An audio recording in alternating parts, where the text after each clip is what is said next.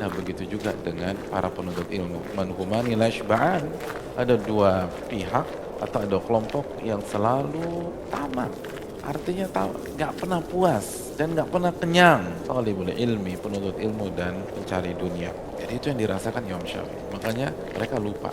Makanya para ulama terdahulu mengatakan Anda tidak akan menjadi seorang penuntut ilmu sampai Anda lapar, lalu saking asiknya belajar Anda lupa bahwa Anda lapar. Sampai Anda lapar, terus saking serunya Anda lupa bahwa Anda tuh sedang lapar.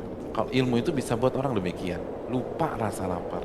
Ya sebagaimana orang yang gila bola lupa semuanya, lupa sama bini, lupa sama istri, lupa sama anak-anak, lupa semuanya. Saking serunya tuh. Ini makanan tuh, gitu. Ini taruh di moyang, pokoknya nggak mau diganggu aja, aja udah. Saking serunya tuh.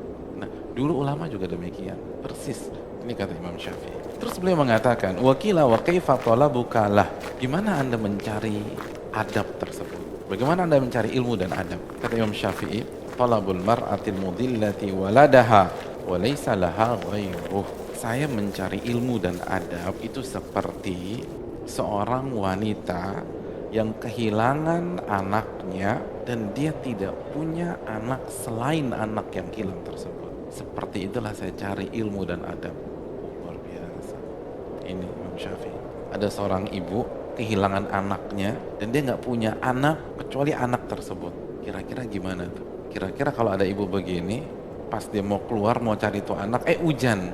Kira-kira dia tetap keluar atau dia tunggu di rumah? Turun tuh dari mobil nyari-nyari ojek keluar sampai cari di nggak puas udah. Disisir tuh Jakarta Timur nggak ada, Bekasi nggak ada, Jakarta Utara nggak ada, Jakarta Selatan nggak ada, Barat nggak ada, Tangerang disisir semuanya tuh ibu nggak punya apa-apa. Oh itu luar biasa, dicari dan dia nggak punya anak kecuali satu-satunya tuh anak. Semua dikorbankan kecuali kalau dia punya anak 19 gitu loh. 19 hilang satu, mungkin ada yang nggak terlalu semangat. Aisyah kemana?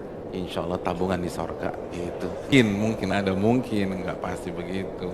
Karena ada 18 lagi, udah pening dia udah. Yang satu nyungsep, yang satu jatuh ke bak, yang satu nyungsep ke got, pokoknya udah nggak jelas 18. Tapi kalau satu dicariin, disisir semuanya disisir, nggak capek. Dia jam 1 malam dapat info, ini Bu Sofia ya, saya kayaknya ngelihat anak ibu di dekat rumah saya pas saya pulang lembur tadi. Rumah bapak di mana? Di Sawangan sih Bu.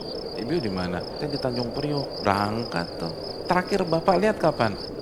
Sekarang kan jam 1 ya. Tadi jam setengah 1 berangkat ke Sawangan. Berangkat nggak? Atau tunggu jam 8 pagi? Nanti sarapan dulu sarapan. Kan nggak mungkin. Berangkat satu-satunya anak hilang. Tanjung Priok Sawangan kekejar ujung ke ujung satu-satunya.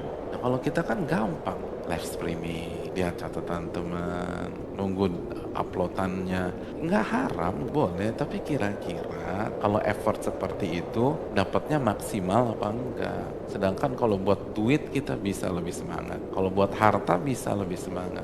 Itu yang perlu kita capai, itu yang harus kita upayakan. Antum ditelepon jam 2 malam, suruh berangkat segera, keluar. Pak bisa kesini nggak?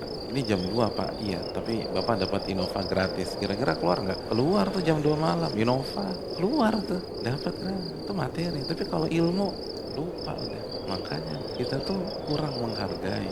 Beda sama ulama. Ulama itu semangat banget. Dan ada yang menarik, sebagian ulama membedah lagi ucapan dari Imam Syafi'i, seperti Syekh Saleh Al-Utsaimin. Syekh Saleh Al-Utsaimin salah satu anggota dari Hayatul Kibar Ulama, salah satu dari ulama-ulama senior, ulama-ulama kibar. Kata beliau, kalimat Imam Syafi'i kita bisa potong jadi 3. Yang pertama, Imam Syafi'i menggunakan analogi seorang wanita atau ibu. Yang kedua, kehilangan anaknya.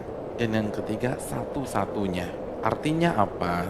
Artinya kata Syekh Saleh Al-Utsaimin, yang pertama, Imam Syafi'i ingin mengajarkan kepada kita bahwa seorang penuntut ilmu